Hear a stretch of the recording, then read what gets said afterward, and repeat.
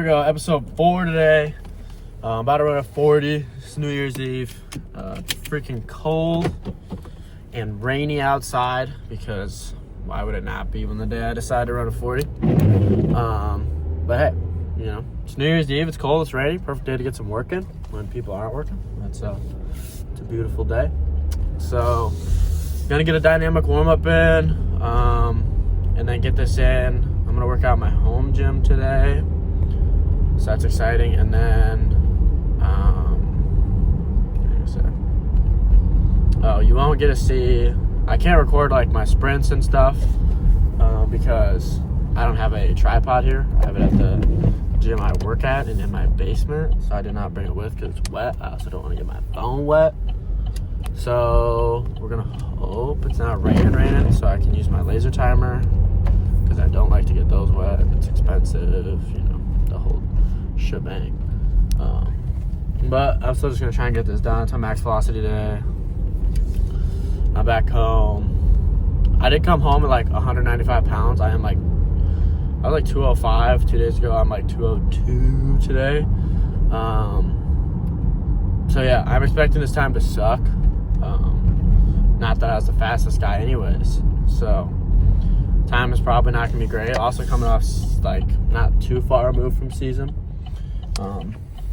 Once you're coming out of a season, you should expect your times and numbers to go down just because, you know, wear and tear on the body, you know, that's going to happen. But we're going to check out if this field is even runnable because right now it looks awful. Absolutely awful. But, you know, if we can get one in today, we'll take it. Just get what we can done. But you'll see in the next video. All right, so just finished our 40-yard dash. I ran a 5:09.8. Was my best time, which is actually better than I was expecting to run in the rain and mud. It is raining right now, and I feel like I was running in quicksand, so I was expecting something slow. Obviously, that is slow for everybody that's like, wow, you're slow, dude. Yes, I'm not the fastest guy out there, which is the whole series, you know, trying to turn somebody who's not a great athlete into someone who is a great athlete. That's the whole goal, and it's fun because I get to test it out on myself. It would be easier if I was a great athlete trying to become a slightly better athlete. Then that thing is make my life easier. But here we are. So, and for anybody who's saying they run like a 4.4 or 4.5 and they're like some 15-year-old or something right now, you know, comment below and I'll get you on the laser and we will see what you actually run. I hate hearing people's 40 times without it being lasered or verified by some kind of reputable source. USR is a good way to do that. But yeah, if you're not running above like 20, 21 miles per hour, don't tell me you're running something like a 4.6 or 4.7 time. If you're not running 20 miles per hour, you're probably not running 4.7. But we got our baselines now. So 5:09.8. My all-time PR is 5:085.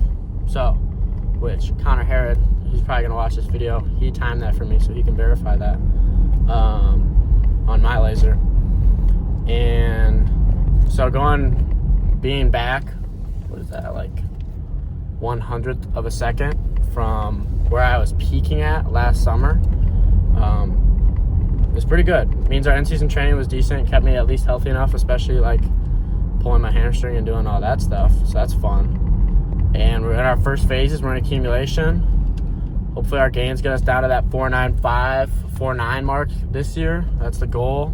4.8s would be like, oh my gosh, things went perfect, which usually doesn't happen. But that would be like mega goal would be to get 4.8s. Under 4.95 is the goal this year. I also came home. I was saying how I came home and I'm like 203 right now. So if you are trying to get faster in your training, be sure to either be losing weight or maintaining weight. If you're gaining weight, it's going to be a lot harder to get faster. So I'm trying to sit around 195. So we're like 8 pounds too heavy. So got to cut a little bit, but I'll probably be 200 when I wake up tomorrow. A lot of that's probably water weight and stuff. But yeah, so not a bad day. Now, max velocity workout, strength and power session. Let's get into it. So now to the power session. This is week 3, so we're doing 3x4. 3x4, 125 on our snatch. The reps have felt awful, looked awful today. But you know, we're gonna try and make this one look good. Hopefully our top set's decent. I still feel like I'm gonna get it. It's just, I don't think it's gonna look very pretty and feel very good. I felt really smooth last week. I probably just been taking up warm-up sets today, so lesson learned.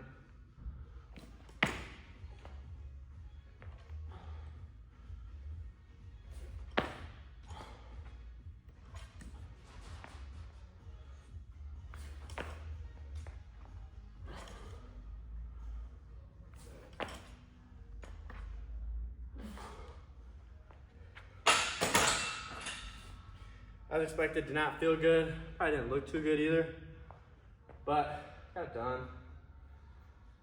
Yeah, I don't know. A little pain in the shoulders, you know. I always have shoulder problems, so maybe that's it. But got it in. Time to get some front squat. All right, into our contrast training. So we're doing speed strength on our deep front squat again. So going for 40 to 50% of our max, trying to go quick with that. And then next phase, I'm gonna do strength speed with this.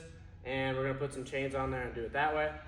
And then we're jumping into tuck jumps. We're doing 3x4, 3x7. Again, raising our capacity levels is the goal here, not necessarily performance. It's gonna help our performance, but it's more to prepare for the next phases. A lot of people are gonna notice that I'm doing these same stuff and you get bored of it or whatever. If your workouts are constantly changing or whatever you're doing and it's like always something different, you're doing something wrong. There is times for variability in all my warm-ups and all my drills and the tests that I do, I'm changing that constantly. But exercises need to be progressed, overloaded, and done with simple changes. That's all you need. I don't need to switch my exercises every week or even every month. I think that's one of the biggest problems I have as a young trainer. Like, you always think you need to change something because otherwise people are gonna think you're doing the same thing over and over and over again. You don't need to completely change your exercises. Like I said, the intensification from this is going to be still a deep front squat, but for 50 to 60% of my max with chains on there.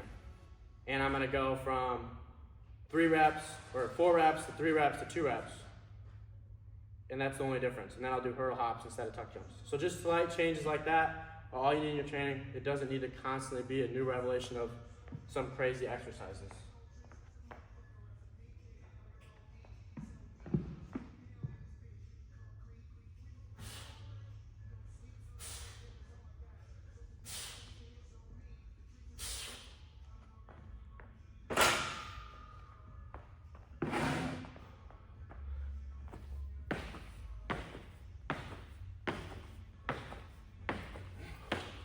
Hopping into some single leg RDLs now.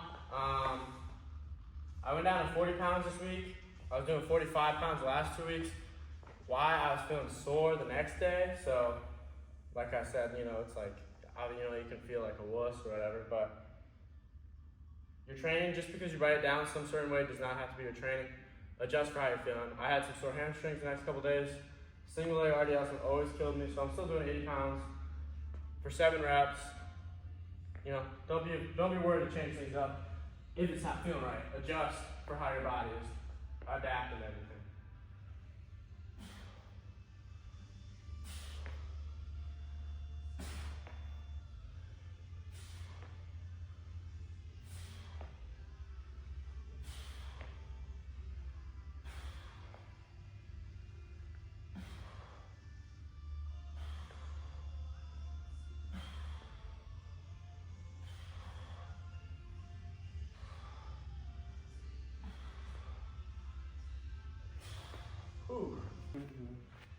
Single leg med ball slams. This is an exercise I really like having incorporated into these exercises. Nothing really to talk about here. We're doing 2 sets of 4 only, 2 sets of 3 last week, so 8 total reps on each leg. I'm gonna go from the side view so you get a different view from what I've been showing.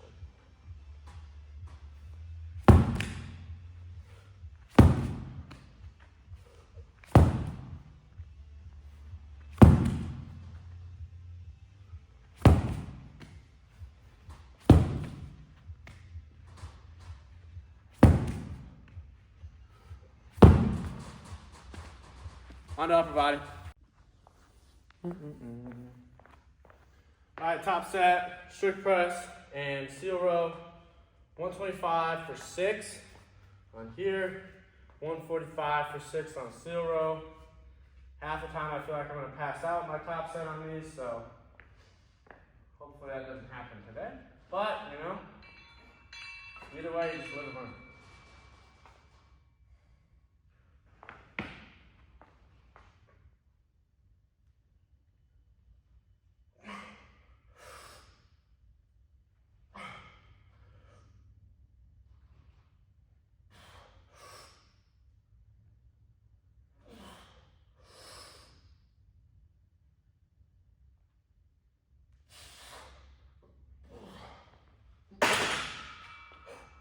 Crazy top set. I guarantee you, I could not have done that 2 weeks ago if I was trying to go for 6. So we're raising our strength. It's a good sign with our upper body training.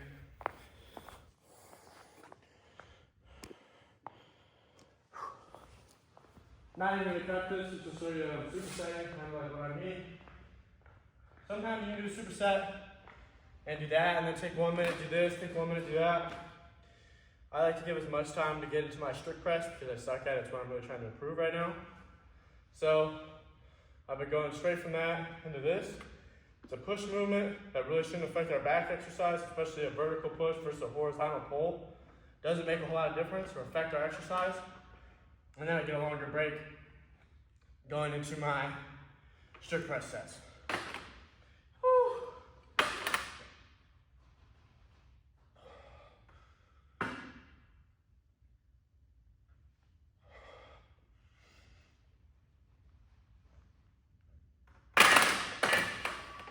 You'll probably notice that I kind of suck at those. And I do, which is why we're doing them, you know, work on it. But that's it for the workout today. It's max velocity day again. That was week 3. Next week will be a deload week, and then I'll hop into our intensification power blocks. Those are a little bit more interesting, a little more fun to watch. But good last full kind of day of our max velocity training days. And then next week, deload, I mean cutting the volume way down, letting ourselves kind of have a little bit of recovery going into our intensification phases. Sweet. Awesome. I will see you guys in the next video. Please be sure to like, comment, and subscribe. Yeah, that's all I got for you. Thanks for watching. I appreciate it.